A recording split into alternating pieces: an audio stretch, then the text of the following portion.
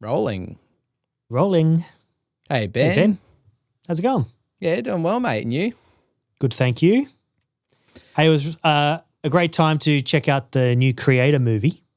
It was. The other day. It was. We had a nice date, the two of us. No dinner beforehand, though. We were a bit rushed for time, but it was great to see the movie. For me, I didn't actually know much about the film, as in, like, I hadn't seen anything. I may have seen the trailer, but genuinely, like, I had no idea about the film. And I have to say, straight up, it's my favorite film in a long time. I agree. Yeah. I watched maybe like 10, 15 seconds of the trailer before I knew I wanted to watch it. Then I stopped the trailer because they often wreck the film and show too much. Yeah. And then when you messaged me and said, hey, we should go see something, the Creator was straight on the mind. So, it's on the same caliber for me as Interstellar, as in like one of those movies that had this this epicness factor. Yeah, just stunning, amazing story, like, you know, all aspects, sound, vision, acting, writing, directing, all that stuff. It just, it ticked all the boxes. It's, I honestly, I was just absolutely blown away. I think it was even better because I just had, like, I was like, well, what are we going to see? And we were chatting about it and I'm like, I saw a poster for the Creator, but I just had no idea for it. But I was like, I know it's sci-fi and I love a good sci-fi film. And so, it was just incredible. Like, I was Did you know it was coming out? Well, I saw the poster. Did you know stuff. much about before actually, like, the trailer came out, and did you hear any lead up? Nah, which I think is odd because I don't know if it was a lack of advertising or I just wasn't aware myself. But I'm actually shocked that they weren't pushing it harder because I think to me, as you say, as well as it's like Interstellar, like it's that caliber. Something that I want to go back and watch multiple times and, you know, it was so good. I could definitely watch it again. I initially first found out about the film, funny enough, through social media because a lot of filmmakers were talking about the equipment used to film the Creator and they decided to film with a very cost-effective camera that you can essentially buy yourself for around 10 grand in Australia. The Sony FX3, which was creating a lot of buzz on the social media sphere. Because normally on a film of, you know, an $80 million budget film, you're gonna be using a high-end cinema camera worth hundreds of thousands of dollars. But they just made a point to tell this story with what they felt like was the best tool, which was a small Sony cinema camera. Yeah, which I did see a little bit about that as well. So that those little bits of like nuggets that I saw on socials got me intrigued by the whole thing. And bloody hell, that thing was stunning. Like it was beautiful. Obviously, having amazing settings and stuff make a big difference. And who knows? I'm not sure what glass they were using, which is lenses for. I think they would have definitely used beautiful lenses. Yeah. Oh, I'm sure. It had I actually should research and find out what they did use because it definitely had a feeling of like a really softness about it. And when I say softness, it was still sharp and in focus, but it had a really nice, pleasing look to everything. And they might even use some like old vintage Russian lenses or something cool like that, you know? Yeah. Well, and even like all the visual effects as well, like all that was flawlessly tied in. You know, it's so good when you watch a film and, you know, it's so hard to differentiate what's CGI and what's just on camera.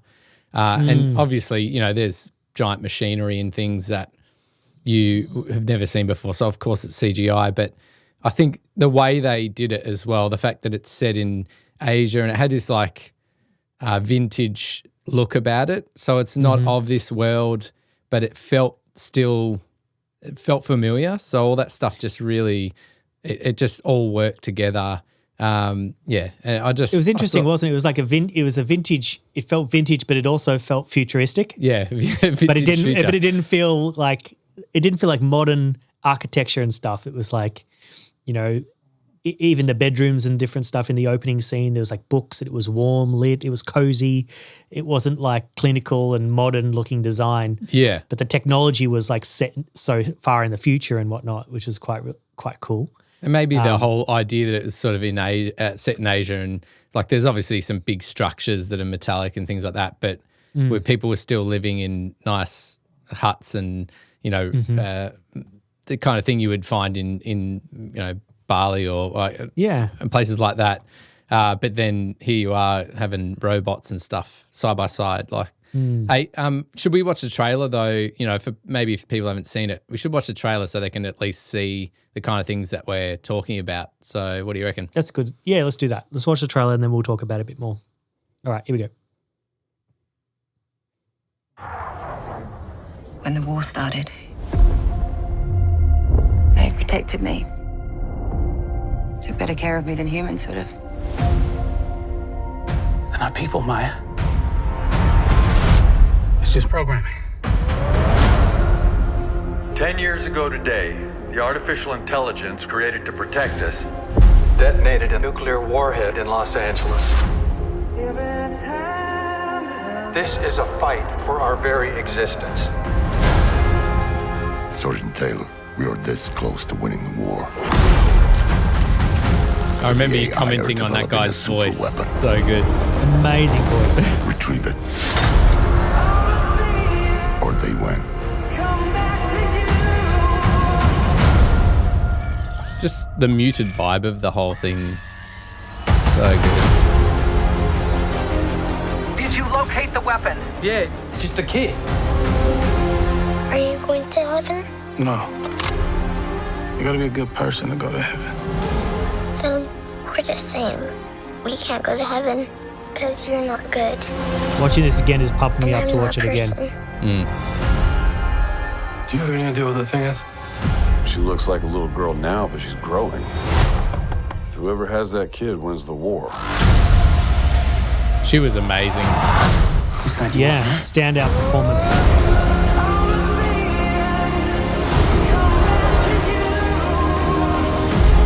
What do you want, sweetie? For robots to be free.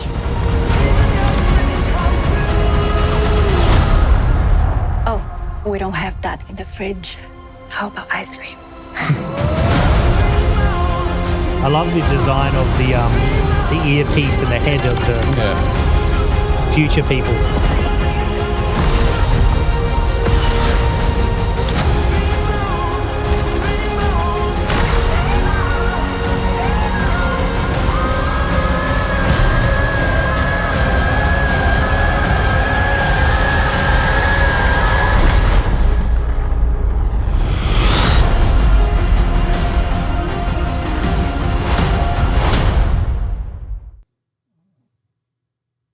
So good. Amazing. I couldn't even count the amount of people I've recommended to go see this film so far. Since we watched it, I think everyone I've spoken to is like, have you seen The Creator? Have you seen The Creator? Mostly because I want to talk about it with people and be like, how sick was that? It's not often you get a film that's unique these days. I feel like a lot of big films coming out. I mean, Barbie was obviously one of them that was unique and whatnot, but a lot of the films that are coming out are superhero remakes or the next episode of a story. But this feels like an original story and done really well, and plenty of room left for more. You know, it didn't leave it conclusive as well, which is really, really cool. I can imagine lots of spin-offs in this sort of world that they've created. Yeah. I think the thing with like those superhero movies is, to me, like, or the difference between that is like it's all so unreal and, you know, multi-universes and full city destruction, although there was a fair amount of destruction, including a whole city in that one. But, you know, you can't connect as much, where this feels so close, you know, like even the fact that it almost feels a bit in our time or even a little bit in the past, because it feels like it's in Asia, but then it doesn't. It feels like it's sort of in the, you know, in the future. But for us, this could be our future, right? Like we talked about that, like, is this far off for us having AI and robots all around us?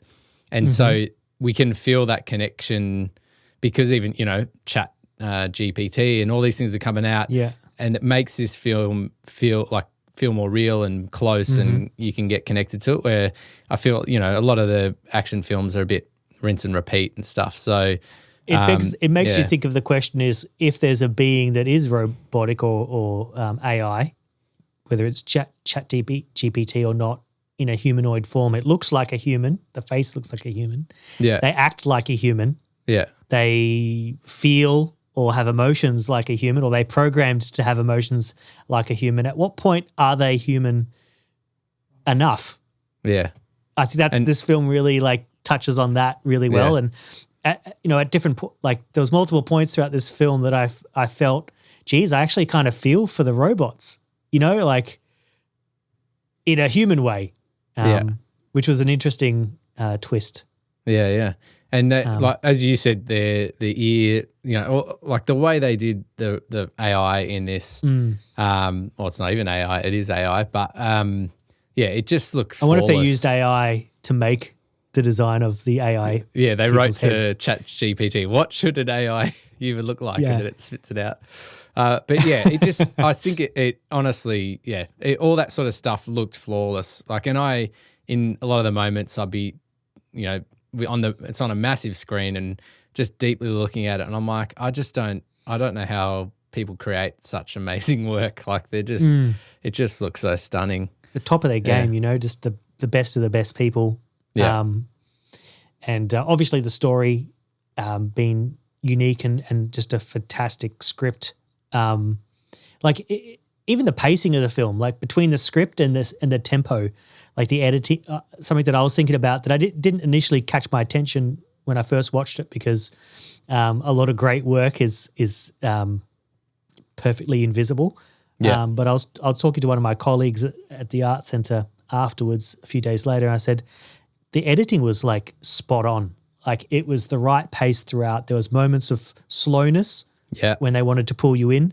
And then there was fast action sequences that were fantastic, but not too fast. Not like Transformers where you're like, I don't even know what happened for the last 10 minutes because it was just too fastly cut. Yeah. But it had a really good push and pull, really slow moments to really let you sink into the story. And then when the pace kicked in, you were sort of that adrenaline Yeah.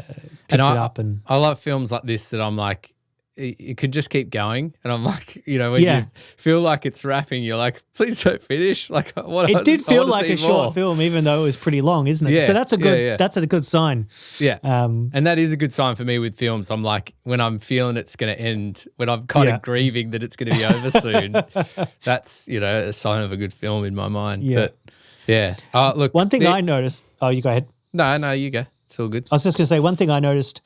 I hope this is not changed. Don't lose your thought.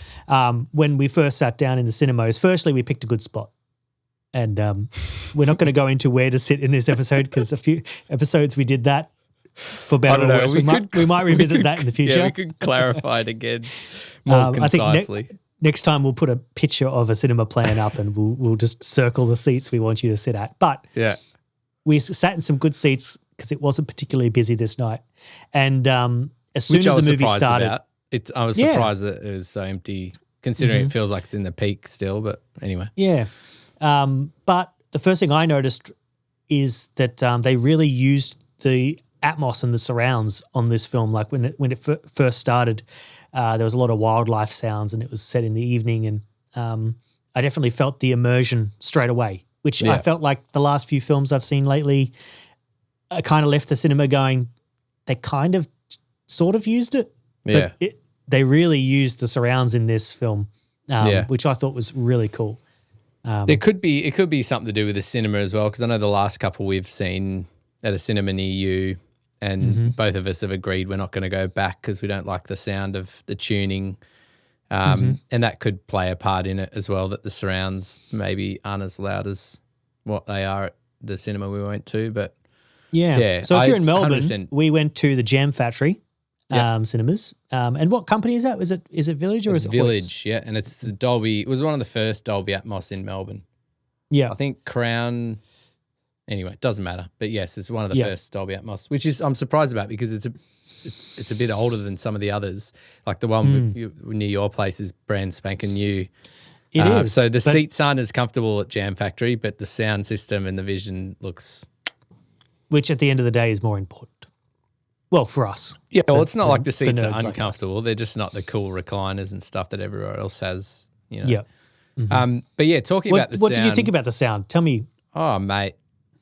Oh, there was many times where I just, turned to you and gave you a big grin or Yeah. made some sort of comment because it honestly, again, like everything else about this film, the vision and stuff, it was flawless to me. As in, yeah, as you say, there's a great balance of the surrounds, all those big moments, the huge explosions, just sung beautifully. All the sound design choices of, the guns and all the other stuff, it just sounded amazing. And obviously partnered with Hans Zimmer's score, which we'll talk about later. It just, it was a sonic joy because it's one of those things that like, and again, I think it was the cinema, the last couple of films we went and saw, I think Flash at your cinema, and both of us left there almost, with headaches, or you did Bit have fatigued. a headache. I did, because, yeah. just fatigued from the honkiness of, which is our term for, well, it's honky. I think, does that need an explanation? Like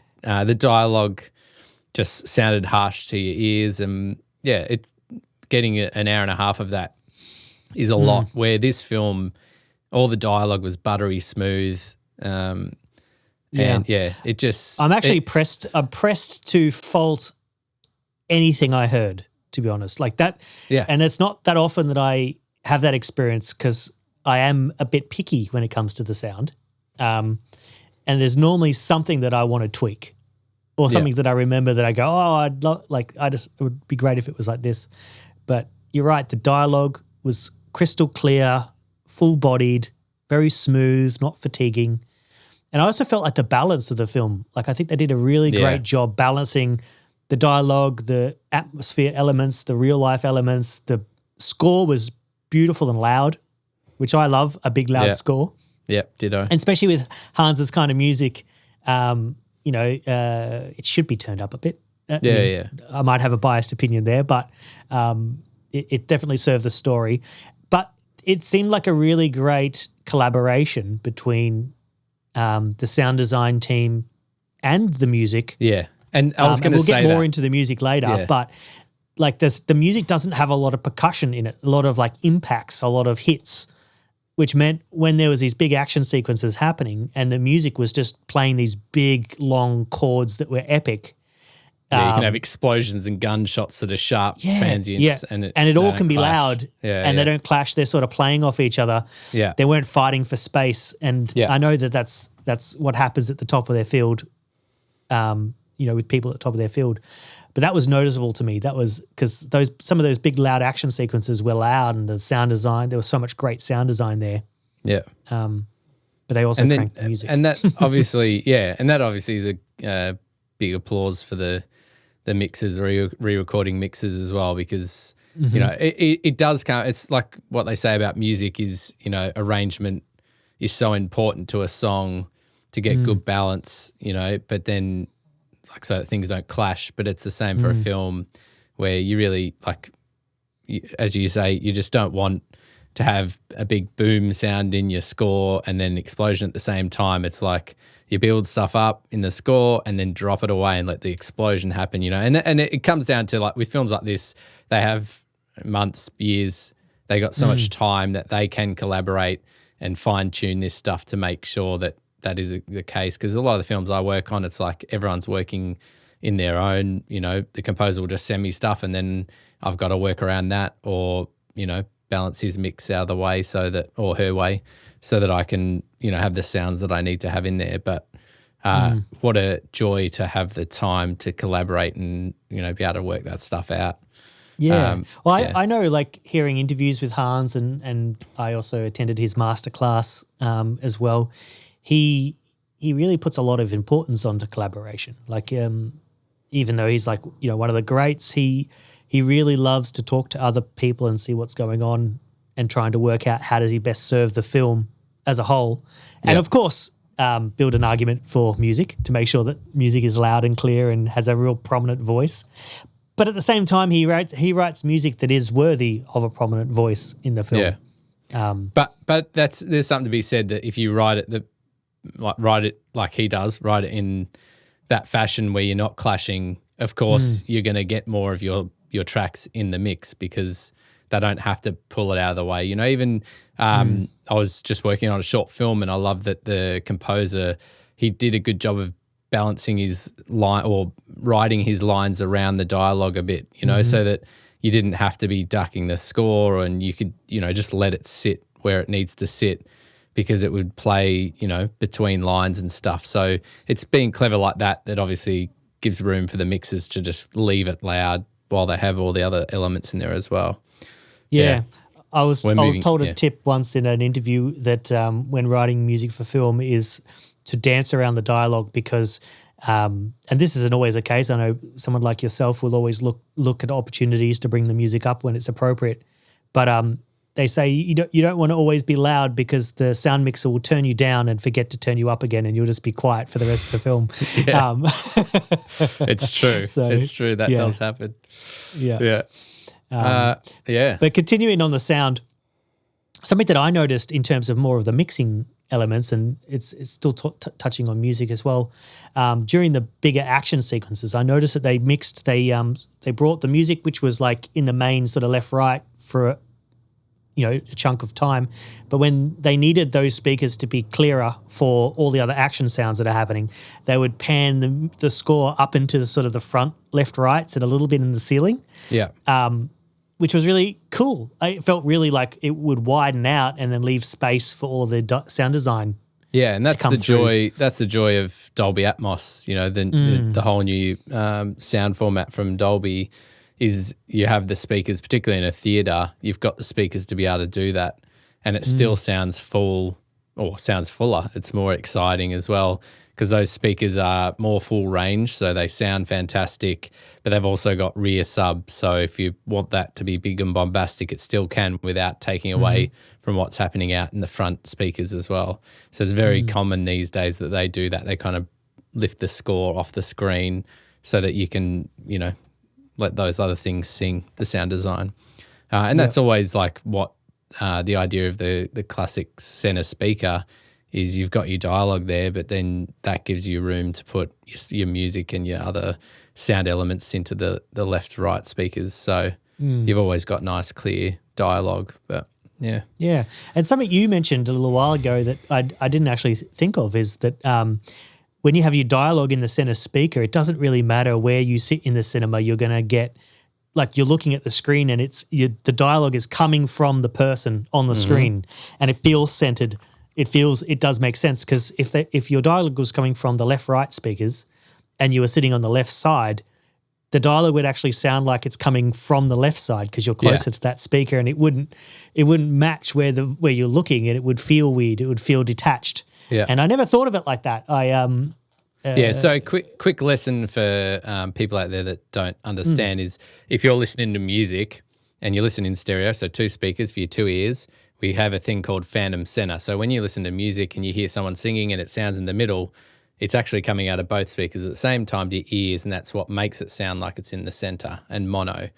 And when you're in a big cinema where the speakers are so far apart, as you say, if you're sitting on the left side, you don't have much coming from that right speaker, so you don't get them both at the same time and have that kind of phantom center coming out of the screen.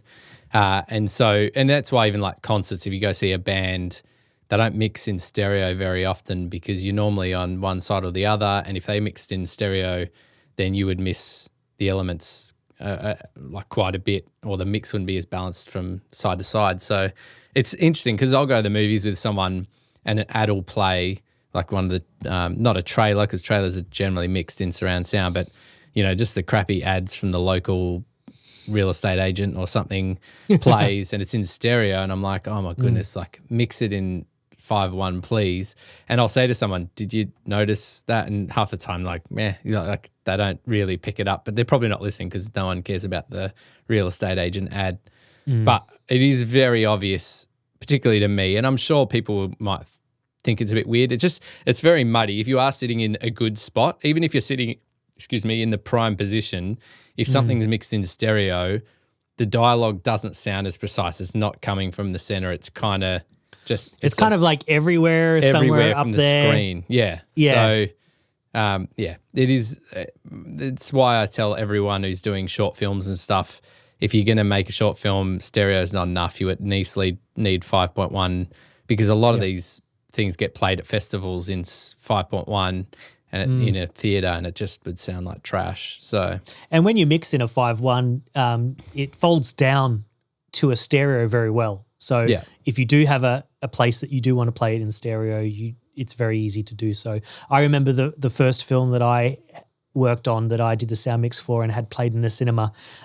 It was never intended to play in the cinema, and we just mixed it for stereo.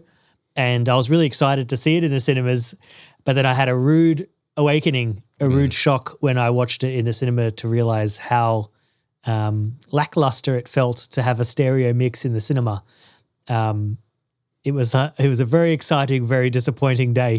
I'm surprised that their systems, like most people's home theater has like a up mixer because it's easy to technically up mix stereo, even if it's just like left, center, right. So your 3 front speakers, it's actually not hard to do. And everyone's home cinema or home theater unit will up mix to 5.1. So I'm surprised that the theaters aren't set up for that as well, which is weird. But anyway. We should have just come to gentlemen like yourself and said, hey, we're going to get this played in the cinema. Let's just do a 5.1 mix. You live and you learn. But you live and you learn, Yeah. Any other thoughts on the sound? Look, I want to go and watch it again. I think this is the thing that I say to most people about my crafts, because I do sound. If people don't know, I do sound for films, and I don't get much accolades and stuff when people write reviews. Sometimes you'll get the sound design was big and bombastic with, if I do a horror film, but a lot of people don't tend to comment on the sound, and I used to get frustrated, but now I'm like, if no one comments, I did my job because it's one of those. Yeah, it's one of those things that most people don't understand how most of the sound in a film is replaced. Like it's, a lot of your dialogue would have been recorded on set, but even that gets replaced. But everything else, pretty much in the sound, is placed by a sound designer, sound editor. So give me some descriptions. So like I say a character actor picks up a cup and has a sip of their cup. There's a good chance that the sound of picking up the cup and the sound of the sipping of the cup will be replaced. Yes, 100%. Because a lot of that stuff can be so subtle. A lot of the times the mics won't pick it up. They're at a volume for the dialogue and you want it clean. So all that's replaced. And also the ticking clock that's in your room, maybe the fridge that you can't see in the shot, but I know is there. So stuff like that. There'll be ambient sounds as well. Even like the clothes shuffling. So when you pick it up, the shuffling of your clothes as your arm moves, things like that are put in, right? So it's all those things, but those, particularly those Foley, it's what we call Foley, so footsteps and those subtle things like picking up the cup. If that sound wasn't there, which a lot of the times it's not picked up by the mic on set, if it wasn't there, you would be like, you maybe not like for the general public, you would be like, why does this feel weird? And it's not, they may not know that they didn't hear that cup, but they'll be like, something's off. And it's that Something's wrong. I say that with sound, it's there to convince you of what you're seeing. And so without it, most people just feel like something's missing. They don't know what it is. So it's the same, if you do a great job, they don't really notice it. And it's that thing, like the reason I'm saying this is because when I watch a film like this, I'm so engrossed by the story, the vision, the sound. I'm not sitting there. I can't, if I say I'm going to study this film, and I've done it multiple times, I go see a film, even a second time, and I'll sit in the first 20 minutes. I'm like, oh, I love that sound, or I love, the ambience is here, and I love what they've done with the score whizzing over your head. And then 20 minutes in, I'm so engrossed in the story and just everything as a whole that I forget that I was there to study the sound and listen to it. Because so you reckon the second watch will be more about the technicality and how taking it in more technically than the first time. It was just it was too engrossing as a story. amazing acting, all that sort of stuff just brought me in. So I didn't really sit there and take in the small elements that I would if I was going for like a second technical watch as well. That's a good point, yeah. I think I'm much the same, and I probably get a bit more technical on films that bore me, that are not engrossed in, that for sure pull me in on. But this, I went into it wanting to enjoy the story, but I went into it also to listen to it and hear what they did, so we could talk about it as well here. And multiple times I realized I'm not really paying attention to anything because I'm like genuinely into this story, and these characters all feel believable. I should have written down some names of the actors to sort of give them a shout out, but the actor that plays the young girl throughout. Oh my goodness! Amazing. I'm actually blown away these days. I'm blown away by the caliber of child actors. I feel like maybe 10 years ago, every child actor was like a bit bad. Like they just weren't that believable. But I don't know what's going on or what they're feeding these kids. But the emotion that she portrayed, throughout, but like particularly the end, just so good. Yeah. So maybe we should sometimes for a film, for a film like this that we're just totally in love with, we should just go back and have a second watch before we do the podcast, where we can even take some notes, sit and more, critically take in the text. Just sit there with a notepad and just write some notes. Yeah. Because one thing we should keep going. Well, maybe it is hard as well because we saw it a couple of weeks ago as well. So was it a couple of weeks, something like that? So it's like a week or week and a half. No, it's about a week, mate. I think it was last week. I don't know, mate. I've had so much work on my brain's fried. But yeah, I think it would be good to do a second watch. But obviously we're not having a second conversation about it. But I just think overall people need to see this film because it just, oh my goodness. It's definitely worth a second watch while it's in the cinemas. Like this for me is a movie that is completely worth seeing in the cinemas, completely worth the money spent. Yeah. Not waiting for it to be on Netflix. Completely worth popcorn and a soft drink. But as we did very well this time round is don't start eating or drinking until the movie starts. Yeah. That's the rule. Don't start your popcorn because you'll be finished before it starts. Yeah. Well, it's the same thing with like Interstellar. Like I have gone back because IMAX regularly go back and, something like Dunkirk or Interstellar, the ones they've also got them on film, they'll go back and replay them because it's just an amazing experience that you need to go back and see it on the big screen. Yeah. So hopefully, that kind of thing happens for this, but definitely we should, I'm going to go see it again at some point, maybe try a different cinema, but still Dolby Atmos because, it definitely makes a difference with these films. Yeah. Now, before we start talking about music and we might play a few tracks to show a couple of our favourites by the man Hans Zimmer, one thing I kind of had a bit of a chuckle at afterwards is as soon as the credits came up, I mean, there wasn't that many people in the cinemas, maybe like 4 other groups of people. Yeah. Like the lights had barely come up and the credits had barely started and every other group of who were in the cinemas had already started leaving the venue. And you and me are just like, no, we're going to sit here and listen to the score and appreciate all the people who made it as we do. And the staff member who wanted to come and clean the venue sort of came in and looked at us and we're just still sitting there and you just see on his face, he's just like, oh, they're going to stay here. Well, it was like the last screening, so it was pretty late at that point. Yeah. And he came out and then you could hear him groaning, and then he sat there on his phone for like 2 minutes and then he's like, oh, they're staying for the whole thing. So he went back out and then came back later because we're watching it. Like, but this is a good segue to music because how good is the music in credits? Because it's the moment that the composer can write something that is a little bit more free from the picture. Yeah. And also you get to hear it. So that was Dolby Atmos in a really amazing sounding theater. So we got to hear it in all its glory, full range out of a massive sound system. And How good was it? And no other sound. Yeah, both of us were frothing. Like it was so good. So yeah, well, Like worth if I had sitting the there. remote, I would have just like at the end, I would have just like went Gone back a back few 5 minutes. minutes just to Yeah, listen yeah. to it one more time Yeah. again. And then the guy would have probably started throwing stuff at us at that point Well, to get what us they out. need to do is do cinema screenings where it's just the score.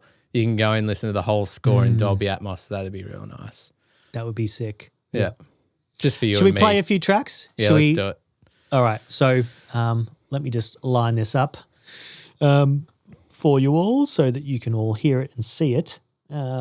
So we'll play maybe we'll play 3 tracks, but maybe we'll throw in one more. We'll see how we're feeling. But yeah, so The Creator by Hans Zimmer and team. Anytime you see music by and then a person's name, we do have to acknowledge the amazing team that they have working with them, the composer, the assistants, the engineers, the copyists, I don't even want to list them all because I'm going to miss someone, but just know that whenever you see that person's name, know that there's an army of people pulling this all together. Yeah. And especially the amazing musicians who are recorded. It's still such a privilege, I think, these days that we have live musicians to record with. That who knows how long we'll have live orchestras for recording purposes before they're all AI'd out. But for the moment, we still have live orchestras. Yeah.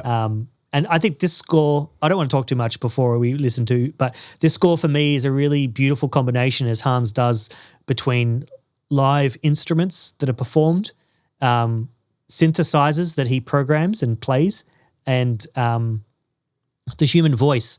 I think the story is a human story, and Hans is a great believer that the human voice can touch on the human spirit in a way that no other instrument can. That's enough chatting anyway. Let's listen to the first track called You're Not People.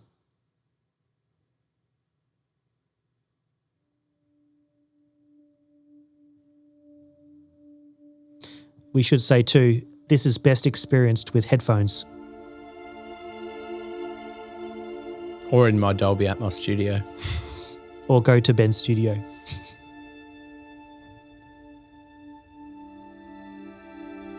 Well, this only looks like it's in stereo, though. It's lossless.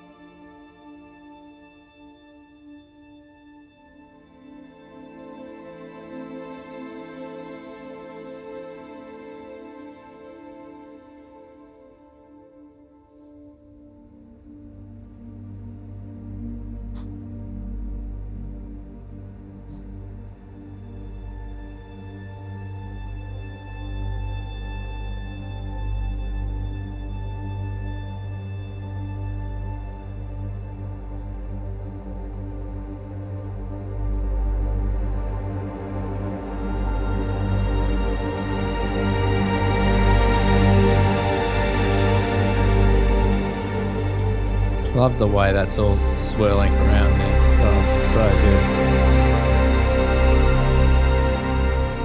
And the voice hidden amongst the synthesizers. Yeah.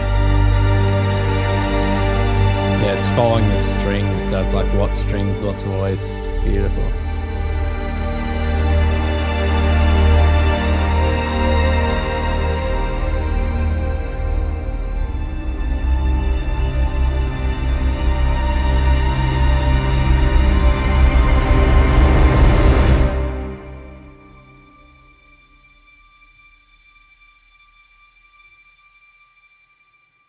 Imagine that in a big theatre, Dolby Atmos. So good. Oh, no. And we're going to play the next track. Do you want to say anything about that track before we move on? Or any It's thoughts? just, oh my goodness. It's beautiful chords. As you say, like the blend of all the sounds, like they all just fit together so beautifully. I like that, like you can feel it kind of comes from one, builds on one side and builds on the other.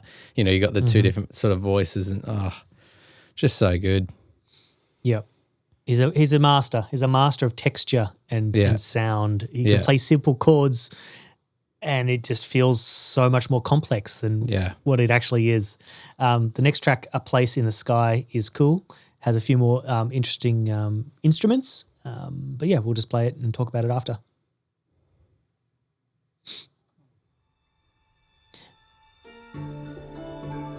You might see Ben and I close our eyes when we listen to stuff, but it's just so we can use the extra % of brain power to hear even more. So if you're watching this on YouTube, feel free to also close your eyes and see if you can hear more. It's because we're praying to our God, Hans Zimmer. Our music god.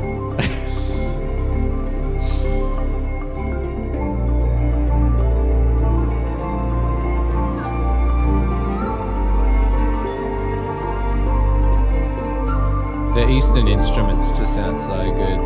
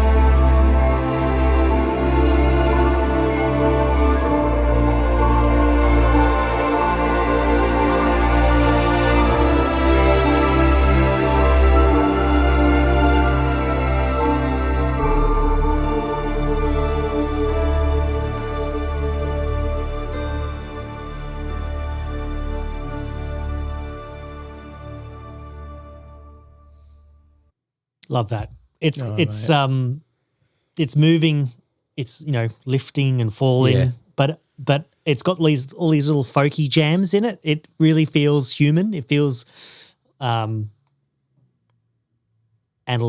It feels real. These little instruments that are sort of like just plucking away at the chords. Yeah. Once again, having the voice humming away in the background with lots of reverb. The fluty pan flute sort of beautiful, and the cello. It's funny, like the flute and the cello are sort of playing off each other. There's moments where it's the flute, and sometimes you don't even notice the cello because the flute's taking the focus, but then all of a sudden your ear just catches a little bit of the cello playing underneath. There's just always something coming in and out, which is just like it's not the same thing over and over. And he's just so good at building those layers, that everything just slowly crescendos, but not like dramatically, as in not over the top. It's just subtle, things building around you and stuff. It's amazing. Yeah. The next track we'll play is called She's Not Real. It's a couple of tracks in, so we're going to skip a few tracks here and go to She's Not Real, which was another one that I have been listening on repeat during my dog walks, which has been when I've been binge listening to this score. We'll play it now.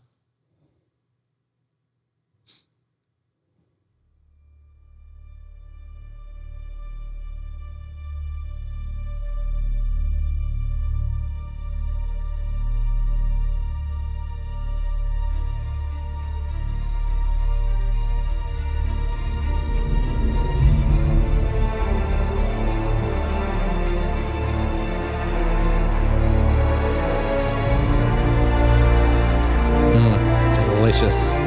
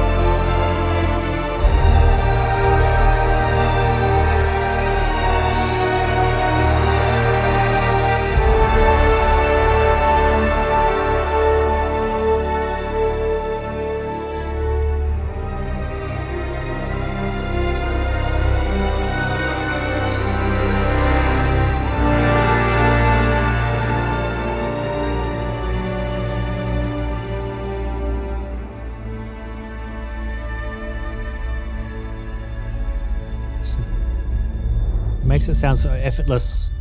Yeah, he does. It's just in there. It's like there's moments of hopefulness, and then it kind of gets dark again. Like it's There's just some within a bar. darkness and some- within yeah. a bar, it goes from hope to dark. Like it's just he is the. It's really king. cool.